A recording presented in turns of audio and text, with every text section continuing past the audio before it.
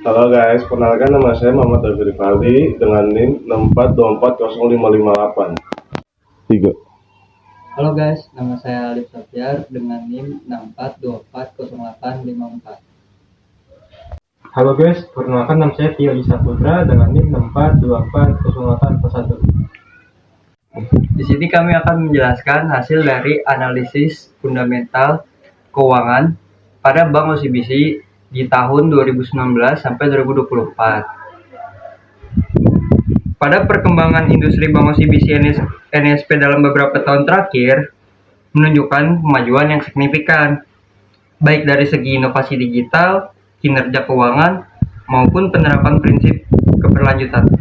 Salah satu bank tertua di Indonesia ini berhasil bertransformasi menjadi lembaga keuangan modern yang adaptif terhadap perubahan teknologi dan kebutuhan pasar.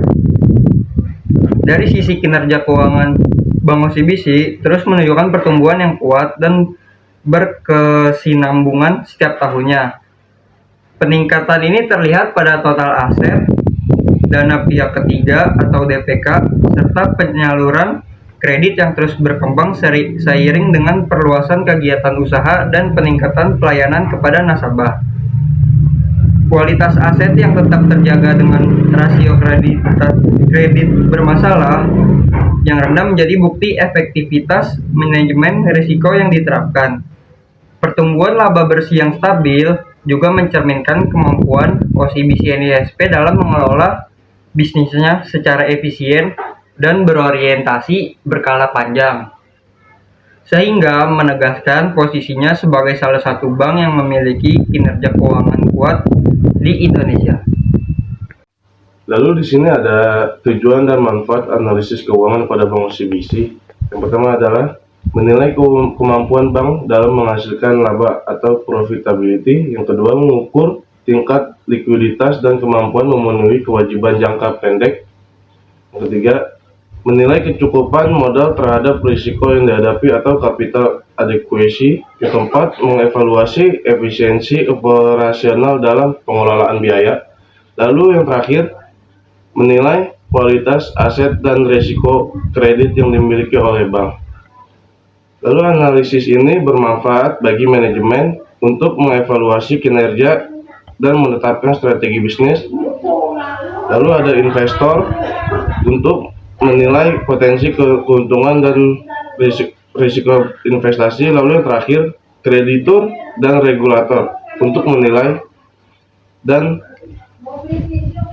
kesehatan dan stabilitas lembaga keuangan.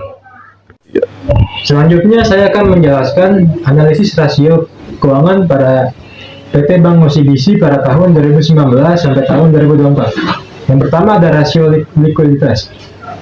Rasio likuiditas adalah rasio keuangan yang digunakan untuk mengukur kemampuan suatu perusahaan termasuk bank dalam memenuhi kewajiban jangka pendeknya dengan aset lancar yang dimiliki. Lalu yang pertama ada current rasio. Rumus dari current rasio yaitu current aset dibagi dengan current liability. Pada tahun 2019, current asetnya berjumlah sebesar 56.725.507 dibagi dengan current liability sebesar 25.160.837. Hasilnya 225,45%. Lalu seterusnya kita bagi saja dari tahun 2020 sampai tahun 2024. Pada tahun 2020 hasilnya sebesar 233,96%. Pada tahun 2021 hasilnya sebesar 172,27%. Pada tahun 2022 sebesar 406,13%. Pada tahun 2003 sebesar 427,94%. Dan yang terakhir pada tahun 2024 sebesar 464,81%. Yang kedua adalah quick ratio. Rasio ini digunakan untuk mengukur kemampuan perusahaan dalam memenuhi kewajiban jangka pendeknya. Rumus dari quick ratio: aktiva lancar dikurang persediaan per utang lancar. Pada tahun 2019, current rasio dikurang inventory sama dengan 56.725.577 dikurang kurang liability sebesar 25.160.837. Hasilnya sama dengan 225,45%.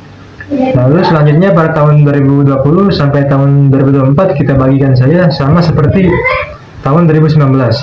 Pada tahun 2020 hasilnya sebesar 233,96%. Lalu pada tahun 2021 hasilnya sebesar 172,27%. Pada tahun 2022 sebesar 406,13%. Pada tahun 2023 sebesar 427,94%. Yang terakhir pada tahun 2024 sebesar 464,81%. Lalu yang ketiga ada cash ratio. Cash ratio adalah rasio likuiditas yang digunakan untuk mengukur kemampuan perusahaan dalam membayar kewajiban jangka pendek atau utang lancar hanya dengan kas dan setara kas yang dimilikinya. Rumusnya adalah kas tambah setara kas dibagi kewajiban lancar.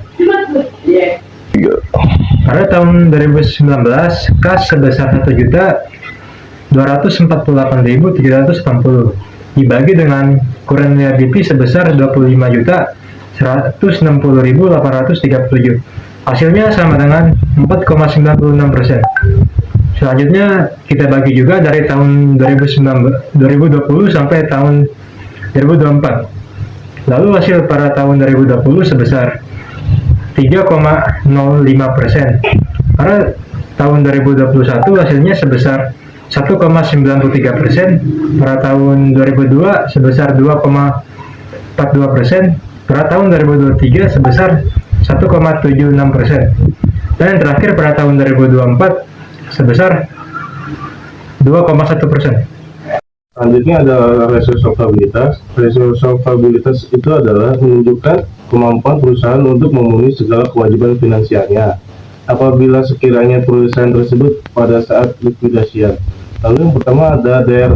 DER itu adalah Debt Equity Ratio. Semakin tinggi DER-nya, semakin besar proporsi pendanaan yang berasal dari utang dibanding modal sendiri, sehingga risiko keuangan juga meningkat. Lalu rumusnya itu adalah total uang dibagi modal sendiri. Lalu pada tahun 2019 total debt-nya itu adalah 153.042.184. Lalu dibagi total equity-nya itu adalah 27.664.701 dan itu hasilnya adalah 553,20%. Lalu pada tahun 2020-nya itu total debt-nya itu adalah 168.134.629. Lalu dibagi total equity-nya itu 29.826.863 dan hasilnya itu adalah 563,70%. Lalu pada tahun berikutnya sampai tahun 2024 rumusnya itu masih sama. Hasilnya pada tahun 2021 hasilnya itu adalah 569,91%. Pada tahun 2022 hasilnya itu adalah 580,202%. Lalu pada tahun 2023 hasilnya itu adalah 563,71%. Dan yang terakhir pada tahun 2024 hasilnya itu adalah 551,76%. Selanjutnya ada total debt ratio. Total debt ratio adalah menunjukkan seberapa besar total aset perusahaan yang dibiayai oleh utang. Rumusnya itu adalah total aset dikurang total equity lalu dibagi total aset. Pada tahun 2019 total aset dikurang total equity-nya itu adalah 153.144.552 lalu dibagi total asetnya itu adalah 180.809.253 lalu hasilnya 84,70%. Lalu pada tahun 2020 total aset dikurang total equity-nya itu adalah 176.051.695 lalu dibagi total aset yaitu adalah 206.340.908. Lalu hasilnya itu adalah 85,54%. Lalu pada tahun berikutnya rumusnya masih sama.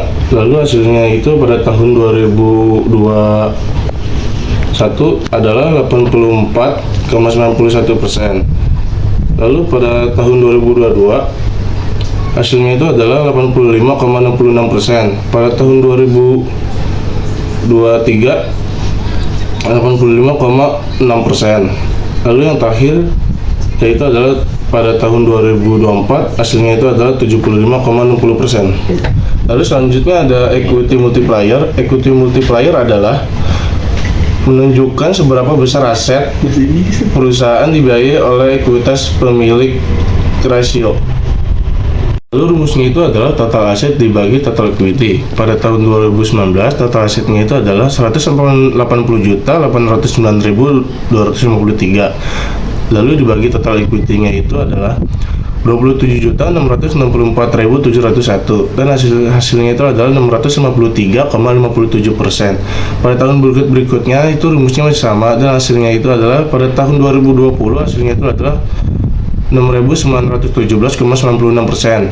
Pada tahun 2021 663,33%. Pada tahun 2022 hasilnya itu adalah 697,28%. Pada tahun 2023 hasilnya itu adalah 669,57%. Pada tahun yang terakhir hasilnya itu adalah pada tahun 2024 hasilnya itu adalah 690,98%. Lalu selanjutnya ada time interest earned ratio. Time interest earned ratio adalah rasio solvabilitas yang mengukur kemampuan perusahaan dalam membayar beban bunga atas utang dengan laba operasional yang diperoleh. Lalu rumusnya itu adalah laba sebelum bunga dan pajak atau EBIT dibagi beban bunga. Pada tahun 2019 EBIT-nya itu adalah 3.891.437. Lalu dibagi interestnya itu adalah 6.784.047 rupiah. Lalu hasilnya itu adalah 57,36. Pada tahun berikutnya sampai tahun 2024 rumusnya masih sama dan hasilnya itu adalah pada hasil tahun 2020 hasilnya itu adalah 53,92%. Pada tahun 2021 hasilnya itu adalah 83,73%. Pada tahun 2022 hasilnya itu adalah 111,3%. Pada tahun 2023 hasilnya itu adalah 85,01%. Pada tahun yang terakhir yaitu adalah tahun 2024 dan hasilnya itu adalah 82,92%. Selanjutnya ada rasio profitabilitas. Profitabilitas adalah kemampuan perusahaan memperoleh laba dalam hubungannya dalam perjualan total aktiva maupun modal sendiri. Dalam rasio profitabilitas terbagi 3. Yang pertama ada profit margin, yang kedua ada ROA, yang ketiga ada ROE. Yang pertama ada profit margin. Profit margin adalah rasio profitabilitas yang menunjukkan seberapa besar laba bersih yang dihasilkan perusahaan dari setiap penjualannya. Lalu rumusnya itu adalah profit margin sama dengan laba bersih dibagi penjualan bersih lalu dikali 100%. Pada data Bank OCBC di tahun 2019 ada net income sebesar 2.099.241 dan salesnya sebesar 8.351 lalu dibagi menjadi 36. Pada data Bank OCBC net income-nya di tahun 2019 sebesar 2.999.241 lalu dibagi sales sebesar 8.351.863 dan hasilnya adalah 35,19%.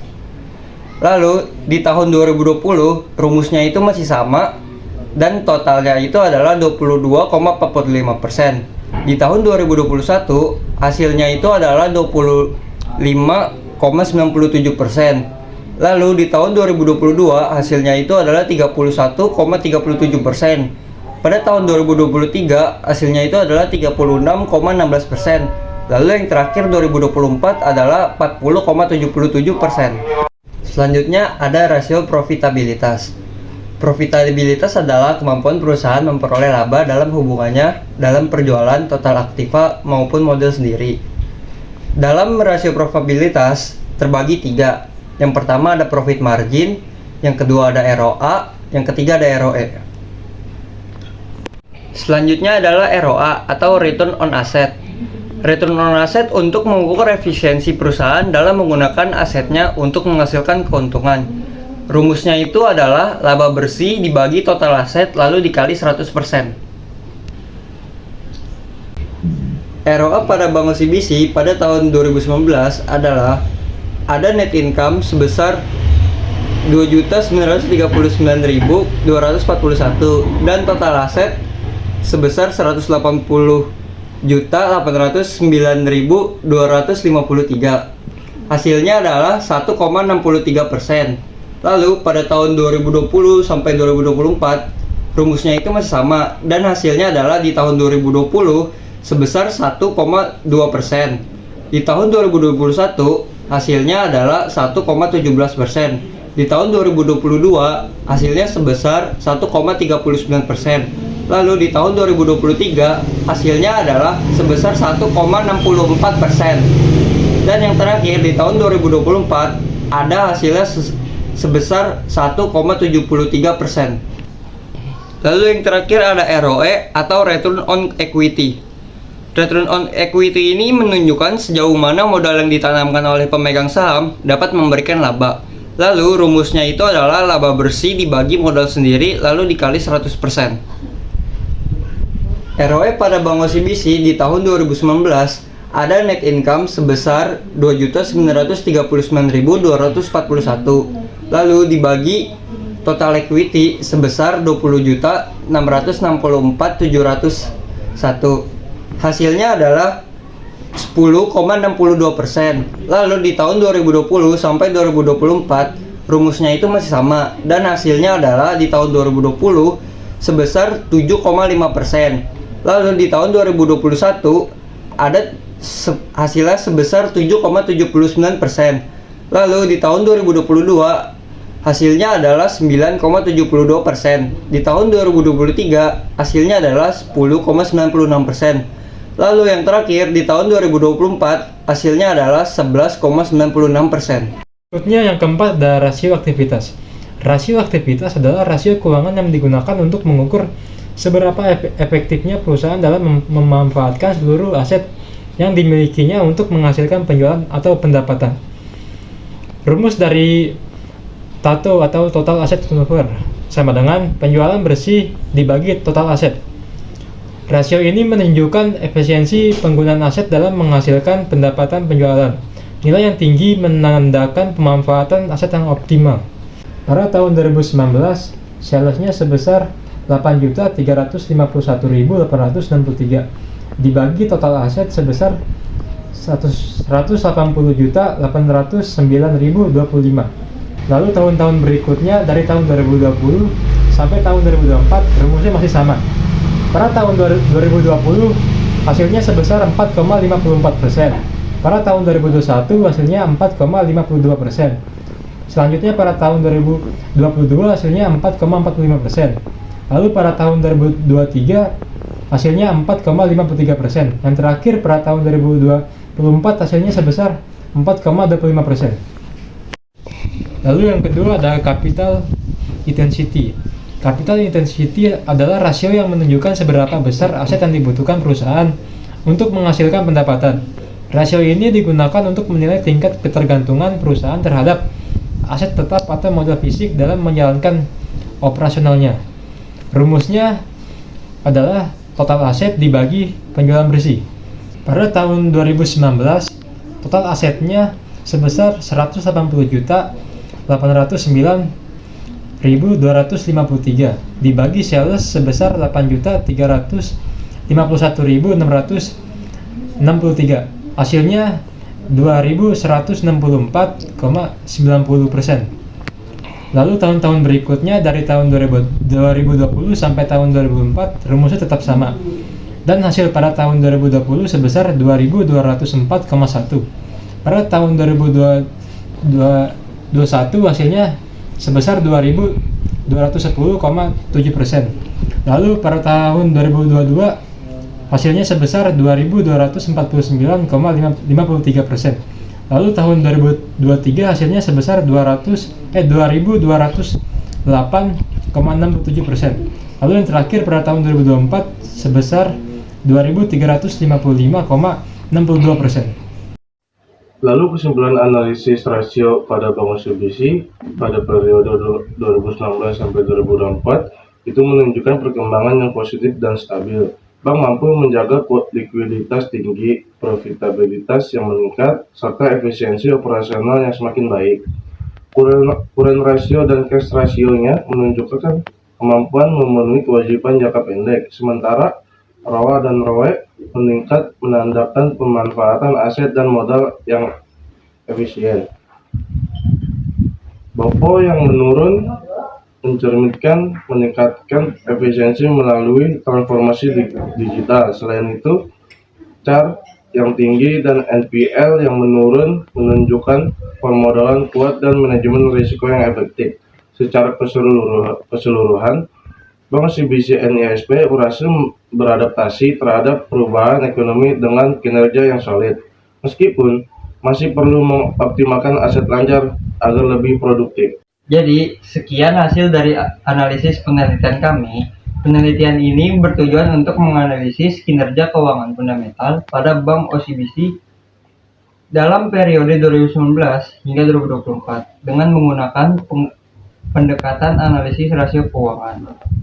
Analisis ini digunakan untuk menilai kondisi keuangan dan kinerja di operasional bank melalui indikator-indikator utama seperti ROA, ROE, margin profit, capital adequacy ratio, LDR atau loan to deposit, non-performing, dan BOPO. Secara keseluruhan, hasil penelitian ini mengindikasikan bahwa Bank OCBC memiliki fundamental keuangan yang sehat, likuiditas yang terjaga, serta profitabilitas yang kompetitif di antara bank swasta nasional. Temuan ini diharapkan dapat menjadi referensi bagi investor, analisis keuangan, maupun akademis dalam memahami kinerja fundamental perbankan Indonesia pada periode pasca pandemi dan masa pemulihan ekonomi. Sekian penjelasan dari kelompok kami. Terima kasih.